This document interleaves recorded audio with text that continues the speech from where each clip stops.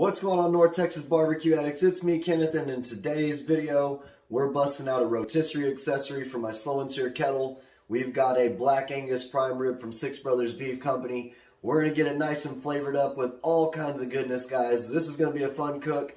Y'all aren't going to want to miss it. And while I'm at it, I wanted to also mention we've got the website up for all the good stuff, the decals, the hats, the shirts. We've got the new Christmas sweater that's out and hoodies and all kinds of stuff. It's ntxbbqaddicts.com. I'll have all the information down below in the description box, guys. Y'all stick around. Let's get to cooking up this black Angus prime rib. This turned out good, guys. Let's get to it.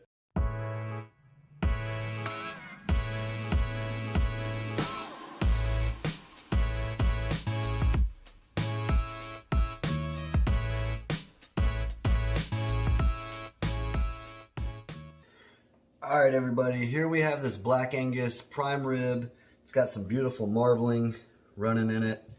Check that out. Awesome marbling. It's going to be real nice and tender when we get done with it. We're going to be throwing this on the rotisserie today. We're going to do a little bit different with our binder. I picked this up in my local store. It's got honey, mustard, and dill in it with some Italian truffle. I think that's going to be good. That's going to be our binder. And then we're going to hit it with some awesome 1836 from Suckle Busters right there. So let's go ahead and prep this guy for the rotisserie. It's got a little bit of a fat cap on it, so what I do want to do is get rid of that. I mean, you can leave it if you want, but I prefer just to take that fat cap off. It's got enough fat running through it that this is not going to be any bit of dry. So. And that rotisserie is going to keep it nice and moist the entire cook as well. There we go. You can really see that marbling when you cut that just like that. And you can save that fat for, you know, making burgers or anything like that if you want. I'm just going to come in here and get a little bit more of this fat out. We're going to leave the fat on the tail side right there. We'll leave that alone. Just trying to clean some of this off. This is going to help our rub stick to it better and just give an overall better bite when we go to cut into it and everything. So there we go. That's looking good. You can go at this all day if you want, but again, I really just wanted to reveal the top part of this. Again, check that out. That's beautiful. So I pretty much dabbed it down fairly well already, so it's time to go in with our binder. And I'm simply just going to pour some of this right on top of our steak. Man, that smells good. There we go. I'm going to be generous with it. I really want these flavors to infuse into our prime rib here. There we go. I'm just going to brush it on. You can see all the good flavors in there. Nice bits of all kinds of goodness going on. So, like I said, I'm going to hit this with some 1836. Do need to get a little bit of this stuff running off the side here and get it on here. There we go. We're going to rub this down with 1836, putting a good amount on it, and you'll see how easily it sticks to it because of our binder there. I'll have the information down below for Suckle Busters and Six Brothers Beef. Y'all check them out. Got lots of good stuff happening there. There we go. Man, that's sticking really good. Let's go ahead and turn this up. Turn up! Let's go ahead and get this over here. Smells awesome. Nice peppery flavor in this rub. Great beef flavor, obviously. So there it is. I love me some 1836. I almost went with lemon pepper garlic. Campfire steak would have been good. Obviously SPG would be just fine. We're going to get this nice and coated though. This is a big hunk of meat. We have this bottom side right here. I'm going to pour a little bit more of our binder here on it. There we go. This is smelling good already. Tons of marbling through here. I do want to mention I cut a thick steak off of this bad boy that we'll be using for another cook later on down the road. Picked up another type of olive oil to check out, and we'll try that out on that thick cut of steak when we do a different video. So this is how we're looking, everybody. Looks really good to me. I'm excited to give it a try. We're going to let that set, I'd say, for about 20 or 30 minutes while I'm getting the slow and sear rotisserie set up. Next time I see y'all, we'll get this onto the skewer for the rotisserie, and then we'll get it onto the slow and sear kettle. We're going to be using the sides for the heat, so we're going to put a setup of charcoal and wood on one side and a setup of charcoal and wood on the other on the slow and sear. And the idea is the rotisserie is going to have it cooking evenly while it's doing that. So y'all stick around, and next time I see y'all, we'll get this on the skewer and we'll get to cooking.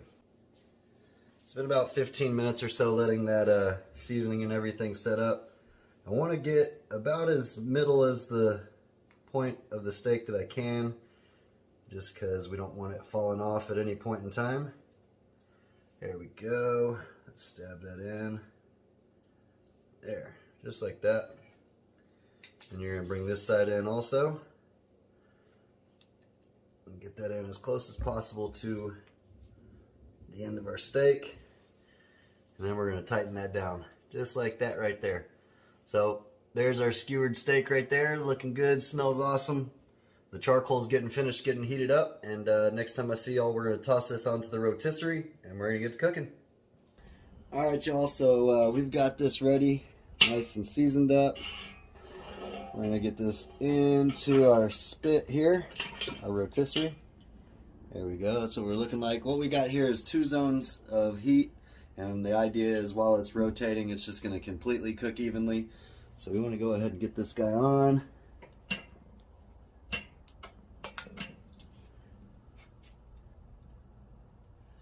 There we go, y'all can see it's rotating right now. We got some cherry wood chips in here, and I went ahead and put about 3/4 of a charcoal chimney worth of Kingsford completely lit up. So we're going to be getting cherry wood smoke.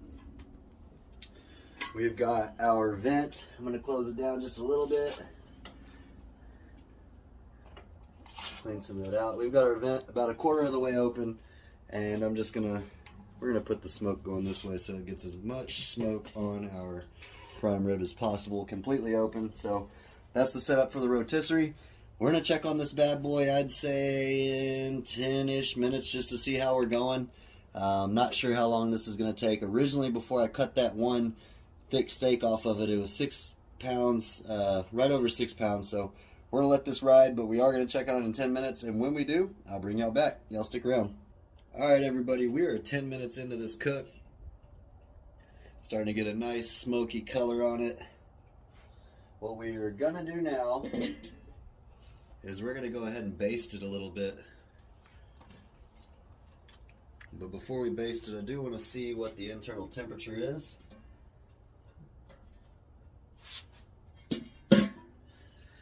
What we're going to do now is I'm going to baste it a little bit, but what I want to do is see what the internal temperature is before we get to doing that. So let's turn the rotisserie off. Right there. We're going to check with our Inkbird here. You use whatever internal thermometer you want to use. We're rolling about 350 temp-wise on the smoker. We're still really low. We're in the 40s. It came straight out of the fridge, so that's what we wanted to see. We wanted to make sure it wasn't cooking too high, too hard. We're rolling about 350, which is good. What we did here is in this baste, it's minced garlic, and then I have some olive oil that's infused with basil and garlic as well. Let me go ahead and turn this guy on, and we'll rotate it around while we're basting it. How about that? Get this on here. This is going to put some nice, amazing flavors. The good thing about rotisserie also is everything you're putting onto your cut of meat, whatever it is, if it's steak or chicken or any of that, it's ultimately dropping off into the fire and releasing those flavors right into the air, into that smoke. So we're just going to get this basted up with this minced garlic and everything. That olive oil, and I did add a little bit more of the 1836 in there as well. We're trying to get these in the crevices. Got some nice rendering happening on the tail here. This is the first time I've cooked on a rotisserie, so I'm showing y'all my experience while I do it. I don't claim to know everything, I just claim to love cooking, so that's what we're doing here. Got a little 1836 in this, like I said. This should really put some nice garlic flavors and that basil into our crust when we go to cut into it. It's a big old chunk of meat, so it can take it. There we go. If y'all can smell this, I don't know about you, I love garlic, so if y'all can smell this, it if you love garlic, you'd be as happy as I am. So we're gonna go ahead and shut this bad boy down. It's already dripping goodness. We're gonna put the exhaust over the meat again because that's where we're chilling mostly with our steak. I'm gonna bring y'all back in 15 minutes and we'll see where we're at. We're really trying to build a crust right now, since we're not gonna technically be searing this. We're just really counting on that high heat and that open exposure to the fire to really get our steak nice and crusted over. And we're still shooting for a medium rare, so y'all stick around. Alright, barbecue addicts, before I open this lid, I can't even explain the garlic aroma that's going on in the air. We've got the cherry wood, the 1836 beef rub, all the good stuff is happening right here in this slow and Sear Rotisserie kettle. We're rolling about 325. It's been 15 minutes later. Let's see what we're looking like. Ooh boy, that is looking beautiful. Starting to get some nice crust building up. We've got some good rendering happening right here. That garlic is really adhering to the top of our steak, which is exactly what we want. Again, this is a big cut of beef, so it can take all this flavor on the outside. And then think about it, when you cut into the inside of it, it's got zero seasoning in it. So this isn't the same as cooking a regular steak. Let's stop this and see where we're at. Whoo-wee. Boy, I can't even acknowledge the smells that are happening right now. Let's see where we're at. 64 degrees, still rolling slow. That's the beautiful thing about cooking on a rotisserie is it's not like we're direct cooking it. So we're going to keep cooking it. I can tell just by probing it that it's kind of, the only word I can think of is chewy still. So we don't want that with our steak. We want it to be cooked through, firm, snug. That's how you know it's cooked. The crust is building up. That's what a rotisserie does. We're going to add some more cherry wood chips to this. Use whatever you'd like, but this is what we're using today. You could use oak, you could use hickory, pecan. Cherry's going to put a nice light smoke on this prime rib. It's really going to allow that black Angus to shine. There we go. That's looking beautiful. And me and my buddy Justin, we were talking about it earlier. If it was hotter outside, we could leave this open and let it really ride out and just open fire cook completely. But this is already going to take a little bit as it is a big cut of beef.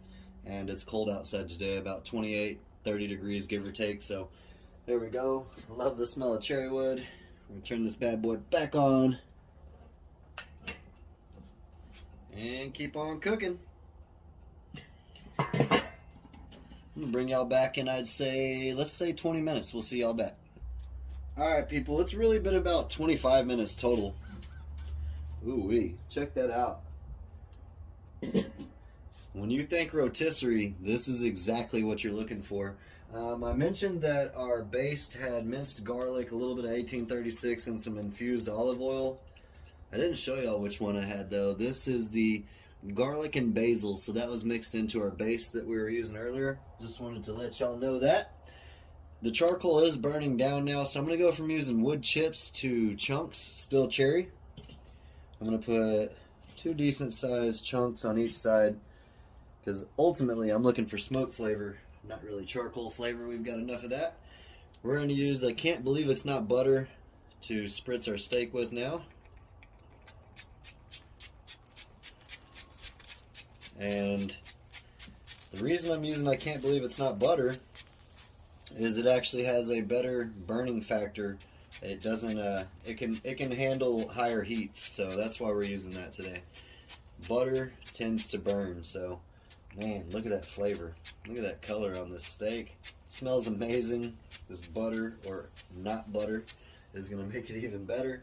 So let's go ahead and see what the temperature is. Whoo-wee, that's smelling good. Stop that bad boy right there. Whew, man, got that cherry wood catching in there. Comment down below, what's your favorite smoke when you're using smoke for steak? We're still in the 70 degrees. Let's see here. Let's see if I believe that. 100 right there. It's running clean. Running clean. Yeah. So we're running good. We're just building up a great crust on this bad boy, which I am perfectly okay with. Let's go ahead and turn this back on. Get it rolling. I'm going to spray a little bit more here. Man, oh man. We got some Caesar salad we're gonna eat with this prime rib. It's gonna be beautiful. Y'all stick around. Alright people, I told you I was going to bring you back when we checked it or pulled it off to let it rest, but I think we got to baste it with a little bit more of our can't believe it's not butter. Again, you can baste it with real butter, but it's got a lower burn factor, which means it could potentially make your steak char a lot more than you're looking for. We're just looking for a natural crust from our heat. We're right around 300 degrees. Got a good flavor profile building up. That is one thing that's awesome about this rotisserie. I don't have to move it around at all. It's just doing it for me. We're just gonna hit it up with this butter. Lots of different things you could do here. You could baste it with red wine. You could do, you know, obviously all different types of infused olive oils. Just the options are endless, but we're going for a really beefy, herbal, garlicky prime rib. So there we go. We're rolling right around 300. Let's turn this guy off and see what we're looking like here internally. Alright, again, it is cold outside, so this is going to take a little bit longer than your typical cook. We're right around, right under 90 degrees, which is perfect. The juices are flowing good. We're starting to get some great crust on it, which is the benefit of rotisserie cooking. So we're going to turn this guy right back on. So the cherry wood's flowing, smelling great. The garlic, the butter, the 1836, the beef. Next time I see y'all, we're going to cut into this bad boy. We got Caesar salad and prime rib. What gets better than that? Alright y'all, so total cook time, it took about 2.5 hours. And we fluctuated anywhere from 350 degrees to 225. We were adding those cherry chunks at the end to keep that fire going. And we used some Kingsford charcoal. And we put about 3/4 of a chimney of Kingsford charcoal divided between the two sides on the slow and sear kettle there. This smells amazing. Y'all saw we basted it, we sprayed it. There's all kinds of goodies going on in this. Look at that, boy. So it's been resting for about, I'd say, 30 minutes now. Got plenty of time to collect those juices. Let's get this onto the cutting board, just like that. We're going to save these juices to pour them back on here in a sec, right to the side there. Let's actually rotate this over and loosen this clamp here. Smells like garlic, smells like cherry wood. There we go. Beautiful. Beautiful.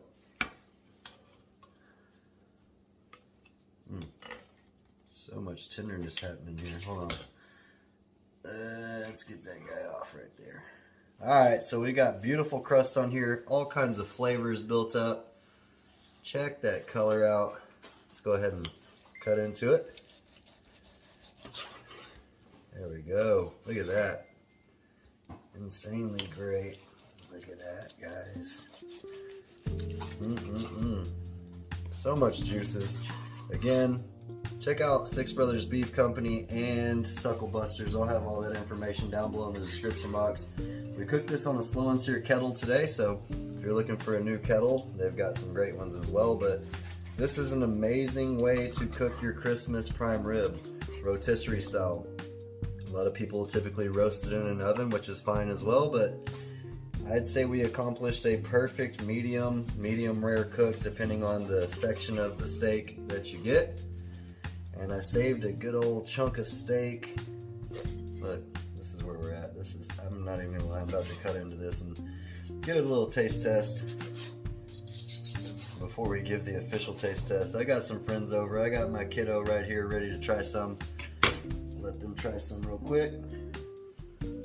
Look at the color, look at the char, beautiful smoke flavor, completely juicy.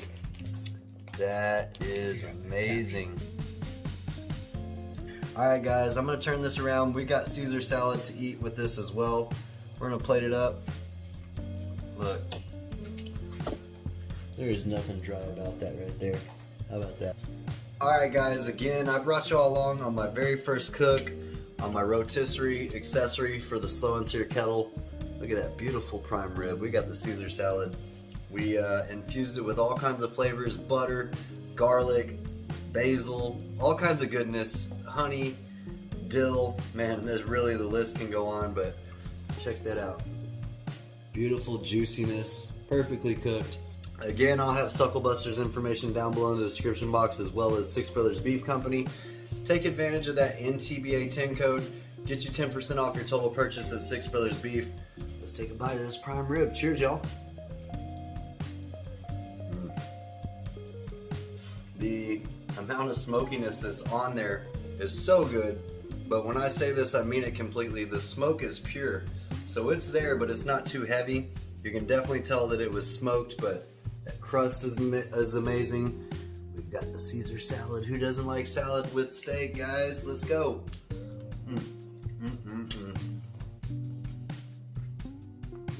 Hopefully everybody out there has a great Christmas. Merry Christmas to everybody out there. Thank you for subscribing.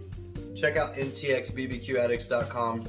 Pick you up one of these sweatshirts, hats, decals, regular shirts, all the above, cutting boards, you name it, we've got it. But appreciate y'all for stopping by.